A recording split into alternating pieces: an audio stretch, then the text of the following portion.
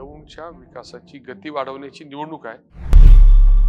कठीण प्रसंग येईल त्यावेळी लोकांच्या मध्ये आम्हीच असू. तुम्ही या निवडणुकीमध्ये लीड करताना दिसताय. खरं तर एकदम एवढ्या फ्रंटवर येण्याचं काय कारण? हे गतीनं काम आम्ही 10 वर्षामध्ये केलं आणि त्यामुळे लोकांचा पाठिंबाही चांगला मिळतोय.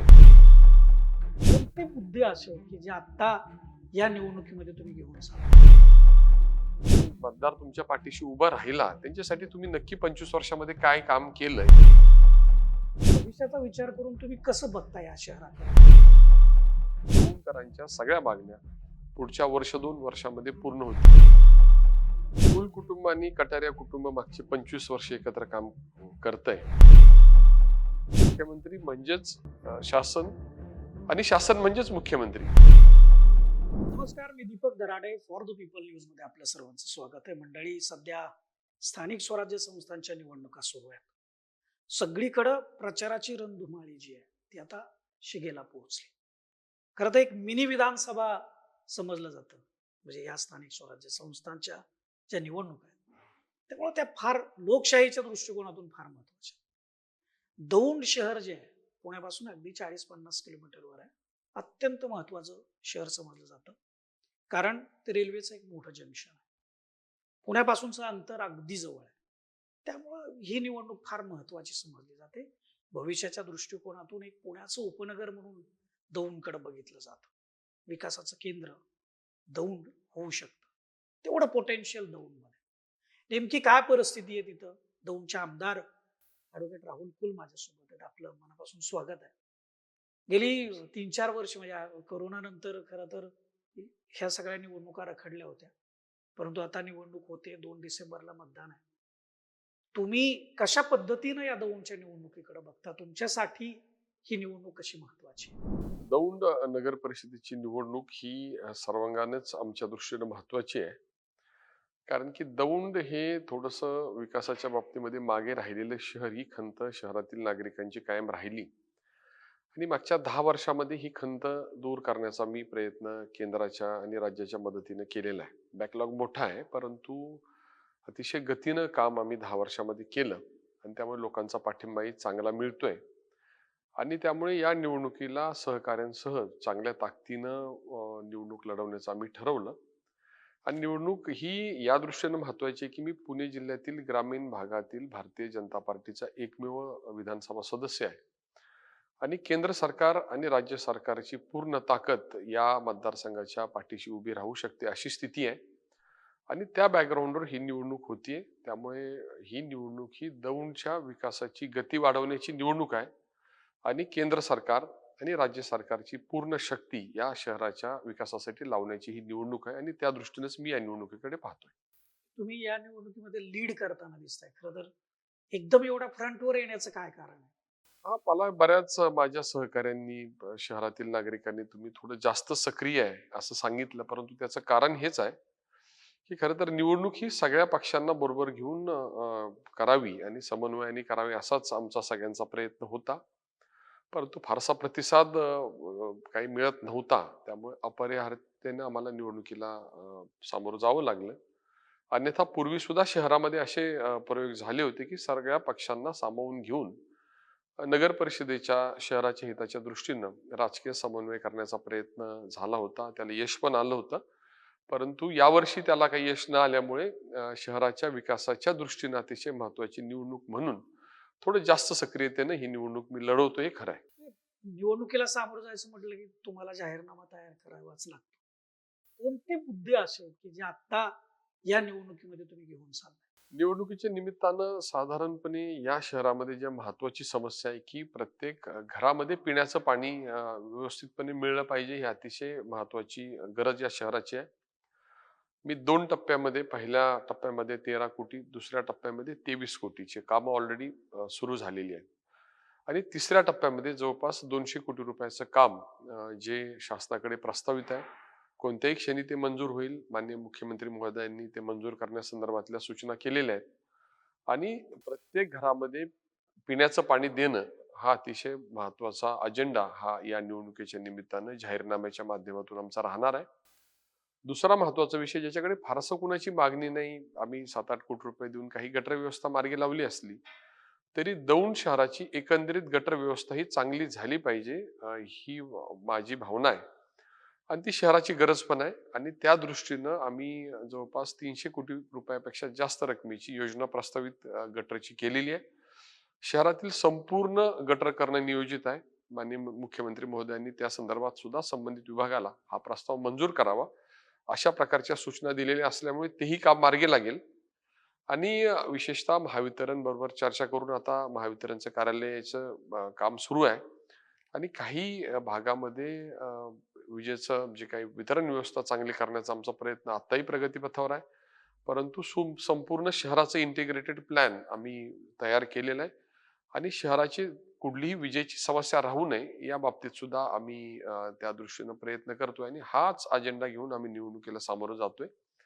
शहरामध्ये गरीब लोकांची संख्या जास्त असल्यामुळे आरोग्याच्या व्यवस्था मजबूत करण्याचा आमचा प्रयत्न राहील. आणि त्याचबरोबर वैयक्तिक स्वरूपाच्या ज्या योजना केंद्र आणि राज्याच्या आहेत त्या नागरिकांपर्यंत पोहोचवण्यासाठी आम्ही सगळेजण माझ्या सर्व सहकाऱ्यांसह प्रयत्नशील राहू. हे मूलभूत ज्या विषय आहेत, त्याच्या संदर्भात तुम्ही वीज, पाणी, रस्ते हे तर विषय झाले. परंतु एक दौंडचं जर आपण लोकेशन विचारात घेतलं, पुण्यापासून 40-50 किलोमीटर अंतरावर आहे. रेल्वेचं मोठं जंक्शन आहे दौंडकर.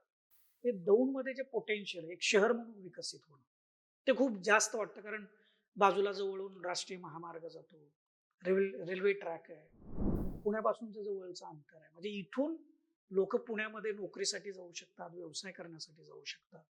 हे सगळं जर विचारात घेतलं तर त्याला एक सेंट्रलाइज करून भविष्याचा विचार करून तुम्ही कसं बघता या शहराकडे? काय गोष्टी इथं असणं गरजेचं आहे? पहिल्यांदा मी सांगतो की केंद्राच्या माध्यमातून या शहराच्या रेल्वेच्या बाबतीमध्ये आम्ही जे काही नियोजित केलं त्याला चांगला प्रतिसाद केंद्र सरकार माननीय रेल्वे मंत्र्यांनी दिला. रेल्वे राज्यमंत्री मान्य दानवे साहेब स्वतः या ठिकाणी आले, त्यांनी बैठकही घेतली. आणि त्या माध्यमातून लोको शेडचं जे काम चाललेलं आहे त्याला गती मिळाली. त्याच्यामुळे दौंडच्या एकंदर तिथं रोजगारावर चांगल्या संधी निर्माण होतील. दुसरा महत्वाचा विषय, दौंड जंक्शन हे सोलापूर DRMच्या अंतर्गत समाविष्ट होतं. ते दौंड DRM दौंडचं रेल्वे स्टेशन हे आता पुणे DRM मध्ये समाविष्ट व्हावी अशी खूप मागणी होती. दानवे साहेब आले, बैठक झाली, ते समाविष्ट झालं. त्याचबरोबर आता वंदे भारतचा थांबा पुणे सोलापूर मुंबई सोलापूर जी जाते त्याला नव्हता, तो थांबा दिला गेला.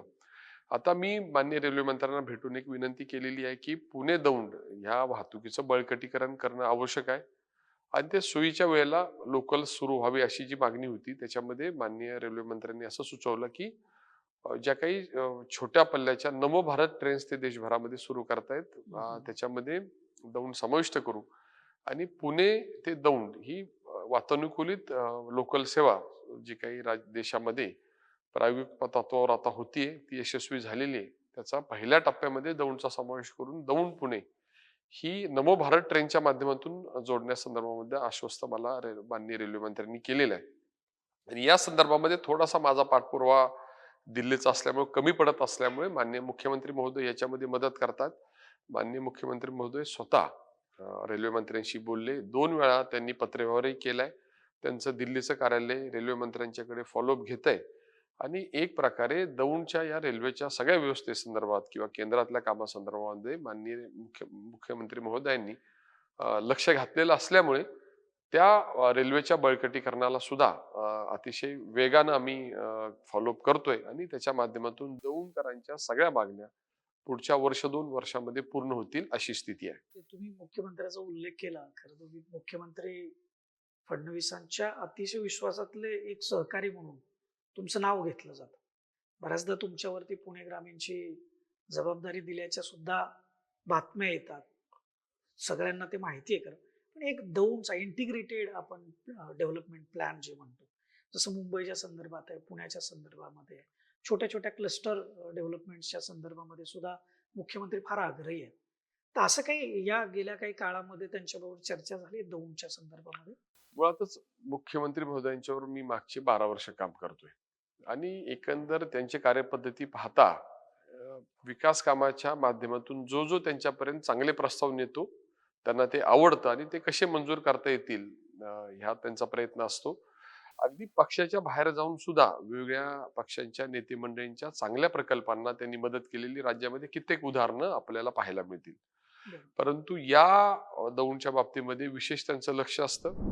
मागच्या 11-12 वर्षातला माझा अनुभव पाहता अशक्य वाटणारी सुद्धा बरीचशी कामं त्यांनी मार्गी लावली आणि दौंडच्या बाबतीमध्ये त्यांच्याशी माझं स्पेसिफिक बोलणं झालेलं असल्यामुळेच त्यांनी ज्या काही पाणी पुरवठ्याच्या किंवा गटरच्या योजनेमध्ये थेट निर्देश दिले आणि त्या मंजुरीच्या सूचना दिल्या. त्यामुळे त्यांच्याशी चर्चा माझी सगळी झालेली आहे आणि दौंड शहराच्या विकास कामाच्या बाबतीमध्ये अतिशय ताकदीनं या शहराला मदत केली जाईल अशा प्रकारचं मी आश्वस्त त्यांनी मला केलेलं आहे आणि त्यांच्या या भक्कम पाठिंब्यामुळेच मी दौंडकरांना हे आश्वस्त करतो की पुढच्या काळामध्ये आम्ही राज्य शासनाची केंद्र सरकारची पूर्ण ताकद ही दौंड शहराच्या माध्यमातून च्या पाठीशी उभं करण्यासाठीच ही निवडणुकीला सामोरं जातोय आणि मुख्यमंत्री हे भविष्यामध्ये दौंड शहराच्या आणि दौंड तालुक्याच्या पाठीशी पूर्वी भक्कमपणे राहिलेत त्याच्यापेक्षा जास्त भक्कमपणे उभं राहिलेलं आपल्याला पाहायला मिळेल. बऱ्याचदा आपण आता निवडणुकीच्या काळातला प्रचार जर बघितला तर समोरून असा प्रचार होतो की राज्याच्या तिजोरीच्या चाव्या माझ्याकडे आहेत. त्याच्यामुळं इथला विकास आम्हीच करू शकतो असे एक प्रचाराचा एक सूर दिसतो. तुम्ही कसं बघता याच्या? मुळात मी पहिल्यापासून या निवडणुकीला समन्वयाने जाण्याचा प्रयत्न करत होतोय मी आधीच सांगितलं आणि आमच्या पूर्ण प्रचारामध्ये आम्ही कुणावरही टीका करत नाही हे आम्ही पाळलेलं आहे. कारण की माझं असं मत आहे की निवडणूक ही विचारानं व्हावी आणि त्यामुळे आमचा तर आव्हान सगळ्यांना राहील की आम्ही काय केले याचा जाहीरनामा काय केले याचा आम्ही कार्य अहवाल लोकांच्या समोर देतोय. हम्म, हम्म. त्याचबरोबर आम्ही काय करणार याचा वचननामा सुद्धा आम्ही लोकांसमोर मांडतोय. माझा जर इतिहास पाहिला तर दोन्ही विधानसभेच्या निवडणुकीला जे जे वचननामे दिले ते आम्ही पूर्ण केलेले आहेत आणि या नगरपालिकेच्या निवडणुकीच्या निमित्तानं जो वचननामा आम्ही देऊ ते पूर्णपणे करण्याची जबाबदारी पूर्णपणे माझी असेल. मी ती जबाबदारी घेईल आणि पूर्ण 5 वर्ष त्याच्यामध्ये हे सगळं सुरळीत करण्याच्या दृष्टीनं प्रयत्न करेल. आता कोणी काय बोलतं याला मी उत्तर देणार नाही, परंतु मी एकच सांगेल की मी राज्य शास्त्राचा विद्यार्थी आहे. मी कायद्याचाही विद्यार्थी आहे. त्यामुळे मला शासन कसं चालतं हे कळतं आणि मला जर कुणी विचारलं की राज्य शासन म्हणजे काय, तर मुख्यमंत्री म्हणजेच शासन आणि शासन म्हणजेच मुख्यमंत्री असं असतं असं माझं मत आहे. त्यामुळे कोण काय बोलतं याहीपेक्षा मी महायुतीचा या भागातला विधानसभा सदस्य आहे आणि माझे जे प्रस्ताव मी शहरासाठी आणि तालुक्यासाठी नेऊ ते मंजूर करण्याची क्षमता माझ्यामध्ये आणि माननीय मुख्यमंत्र्यांच्या मध्ये आहे एवढंच मी या निमित्तानं सांगेन. की तुम्ही एका टॅगलाईन मध्ये पूर्ण प्रचाराचा सूरच बदलून टाकलाय. विरोधक काय बोलतात याहीपेक्षा माझं त्यांना आव्हान निश्चितपणे राहील की तुम्ही या शहरामध्ये गेले कित्येक वर्ष काम करताय. तुम्हाला चांगलं मतदानही शहरानं नेहमी केलेलं आहे. मग जे मतदार तुमच्या पाठीशी उभा राहिला त्यांच्यासाठी तुम्ही नक्की 25 वर्षामध्ये काय काम केलं हे तुम्ही पहिल्यांदा मांडणं आवश्यक आहे आणि तुम्ही मग त्यानंतरच तुमचा इतिहास पाहून तुम्ही सांगितलं पाहिजे की भविष्यामध्ये तुम्ही काय करणार आहे. तुम्ही जर पूर्वी काही केलं नसेल तर पुढं काय कराल याच्यावर लोकांनी का विश्वास ठेवावा हा माझा पहिला प्रश्न राहणार आहे. आणि दुसरा माझा प्रश्न राहील की ज्यावेळी कठीण प्रसंग आला त्यावेळी खरं तर मागच्या वेळी नगराध्यक्ष आमच्या होत्या, परंतु सभागृहातील बहुमत मात्र आमच्या विरोधी मंडळींच्याकडे होतं. असं असताना शहरातील जवळपास 95% पेक्षा जास्त कामकाजाचा भार आम्ही त्या ठिकाणी वाहिलेला आहे. अगदी वैयक्तिक स्वरूपाच्या योजना राबवण्यापासून गोरगरिबांना रुग्णालयांच्या मदतीपर्यंत आम्ही सगळी मदत केलेली आहे. माझ्या आयुष्यातील सगळ्यात अवघड कालावधी कोणता हा जर मला कोणी विचारलं तर कोरोना कालावधी अतिशय अवघड कालावधी होता असं मी सांगेल.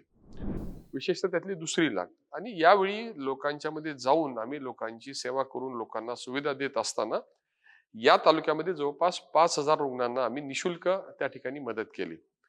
शुल्क देणं हा विषय बाजूला, परंतु त्यावेळी रेमडेसिवीर मिळत नव्हतं, ऑक्सिजन बेड मिळत नव्हत्या, व्हेंटिलेटर उपलब्ध नव्हते. अशा वेळी हे सगळं उपलब्ध करून लोकांच्या मध्ये जाऊन लोकांची सेवा करण्याचं काम आम्ही केलेलं आहे. ज्यावेळी कठीण प्रसंग तालुक्यावर शहरावर येईल त्यावेळी आम्हीच उपलब्ध असतो हे आम्ही पूर्वी दाखवलेलं आहे आणि पुढच्या काळात सुद्धा कठीण प्रसंग येईल त्यावेळी लोकांच्या मध्ये आम्हीच असू हे नक्कीच मी आश्वस्त करतो. आणि कोरोना कालावधीमध्ये ही मंडळी नक्की गेली कुठं होती मग यांना इतकं मतदान होऊनही त्यांनी लोकांची काय सेवा केली ही सुद्धा त्यांनी मांडावं, असं नम्र आव्हान माझं त्यांना असेल. दौंड नगरपालिकेची जी निवडणूक आहे आता, तर तिथं प्रेमसुख कटारे यांच्याबरोबर तुमची युती आहे, आघाडी आहे. तर कसं बघताय? म्हणजे तुम्ही जनतेसमोर दोघं जण एकत्र चाललाय आणि महत्वाचं याच्यामध्ये दिसतं की आता बऱ्याच ठिकाणी आमदारांचेच घरातली लोक नगराध्यक्ष पदासाठी उभा आहे. एक तर घरातले असतील किंवा नातेवाईकांमधले असतील. सगळीकडेच हे दिसतं. पण इथं मात्र तसं दिसत नाही. ना तुमच्या घरातला उमेदवार आहे, ना प्रेमसुख कटारे यांच्या घरातला उमेदवार आहे. कशामुळं? म्हणजे हे हे पण निर्णय काय आणि तुम्ही कशा पद्धतीनं जनतेसमोर दोघं जण जाताय?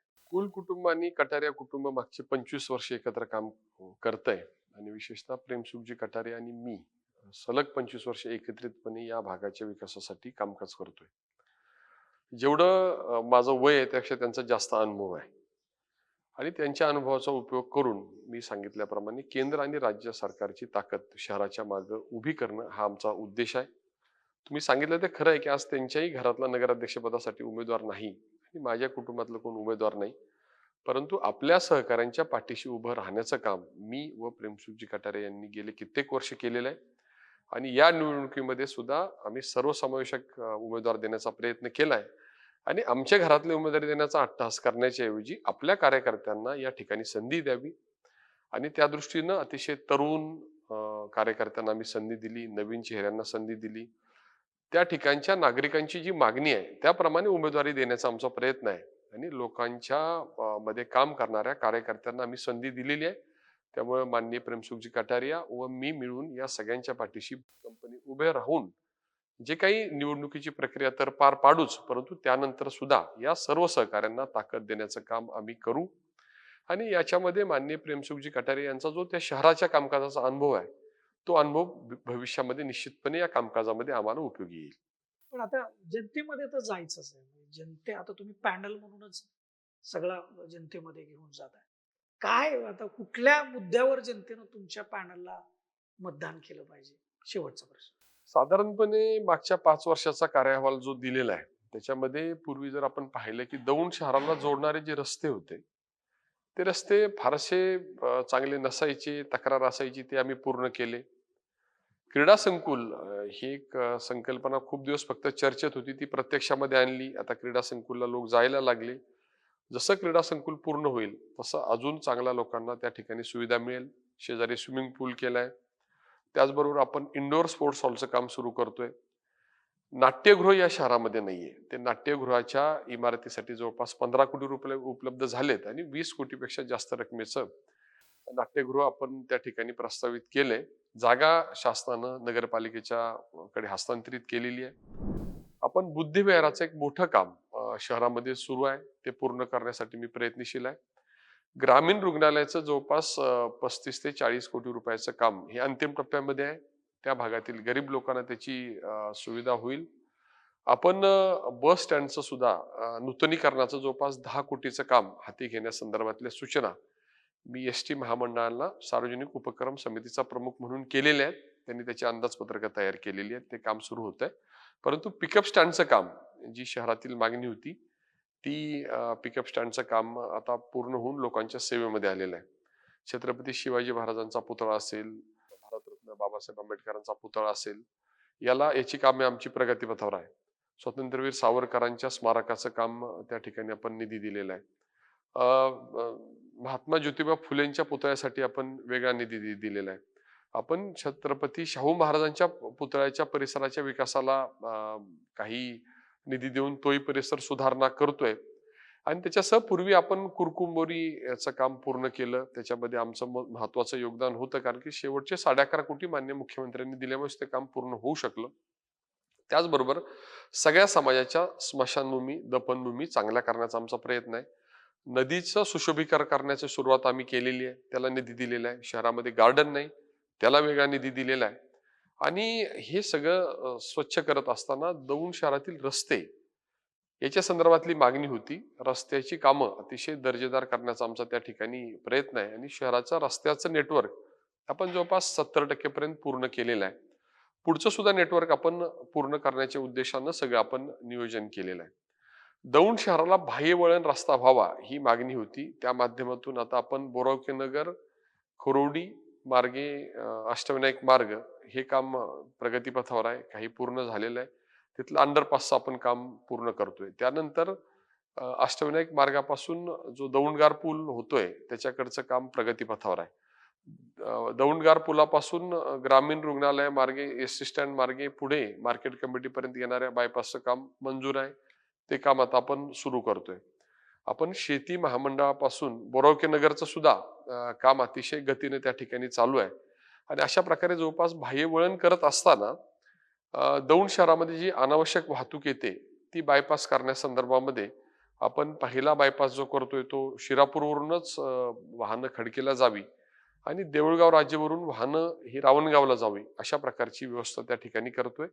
बोरीबेलचं अंडरपासचं काम मंजूर आहे. ते लवकर सुरू करून ती सुविधा मजबूत करून दौंडच्या परिसराचं नेटवर्क आपण अतिशय रस्त्यांचं चांगलं करतोय.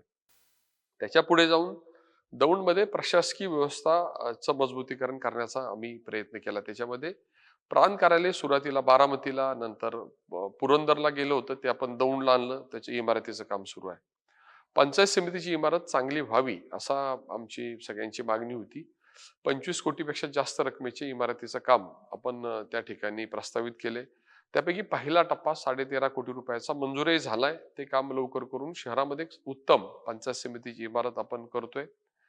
दौंडला डीवायएसपी बसतात, परंतु त्यांचीच इमारत बेकायदेशीर जागेत होती. त्यामुळे ती अतिशय दर्जेदार इमारत आपण करतोय. त्याच्या शेजारी प्रांत कार्यालय जे सुरू केलंय त्याच्या स्वतंत्र इमारतीचं काम आपण सुरू करतोय. आपण त्या भागामध्ये जिल्हा न्यायालय सुरू करावं अशी मागणी होती. आपण त्या ठिकाणी सिनियर डिव्हिजन ऑलरेडी सुरू केलंय आणि आपण सेशन्स कोर्टच्या साठी आवश्यक ते इमारतीचं काम आपण सुरू केलेलं आहे. ते काम पूर्ण होऊन एवढ्या 6 महिन्यामध्ये ते सुद्धा सेशन्स कोर्ट दौंडमध्ये सुरू करण्याचा आमचा प्रयत्न आहे. SRP मध्ये आपण खूप चांगलं काम केलं. त्या भागातील रस्ते, कर्मचाऱ्यांसाठी निवासस्थानं, जुनी निवासस्थानं दुरुस्त करणे असे वेगवेगळे कामं करत असताना त्या भागातले जिम्स पासून तर PTS, RPTSच्या वेगवेगळ्या व्यवस्था आपण मार्गी लावल्या आणि आता आपण गट क्रमांक 7 आणि गट क्रमांक 5 हेडक्वार्टरशी सुद्धा कामं सुरू केलेली आहेत. त्या भागामध्ये एक चांगलं SRP साठीचं रुग्णालय सुद्धा आपण करतोय. शहराच्या विकासाच्या वाटचालीमध्ये अतिशय महत्वाचे जे काही विषय आहेत त्याच्यामध्ये गुन्हेगारीकरण जे शहरामध्ये होतं त्याच्यामध्ये नियंत्रण करण्यामध्ये आम्ही यश मिळवतोय. आता CCTV शहरामध्ये सगळीकडे बसून त्या सगळ्या घडामोडीवर बारीक लक्ष ठेवण्याचा प्रयत्न आमचा आहे. कचऱ्याची व्यवस्था ही तात्पुरत्या स्वरूपामध्ये मार्गी लागली असली तरी त्याच्यामध्ये बऱ्याचशा त्रुटी आहेत. तेव्हा झिरो गार्बेज सिटी करण्याचं आमचं उद्दिष्ट हे पुढच्या काळामध्ये राहणार आहे आणि कचऱ्याची समस्याची जी तीव्रता पाहता त्या माध्यमातून एक कायमस्वरूपीचा प्रकल्प उभं करण्याचं आम्ही ठरवलेलं आहे. दौंडच्या विकासाच्या वाटचालीमध्ये दौंड हरित करण्याचा आमचा प्रयत्न राहील. वृक्षारोपणाचा एक वेगळा कार्यक्रम आम्ही हाती घेऊ आणि विशेषतः वेगवेगळे जे चौक आहेत त्या चौकांचं सुशोभीकरण सुद्धा करण्याचा आम्ही निश्चय केलेला आहे. दौंड नगरपालिकेची स्वतःची अशी छोटीशी इमारत आहे.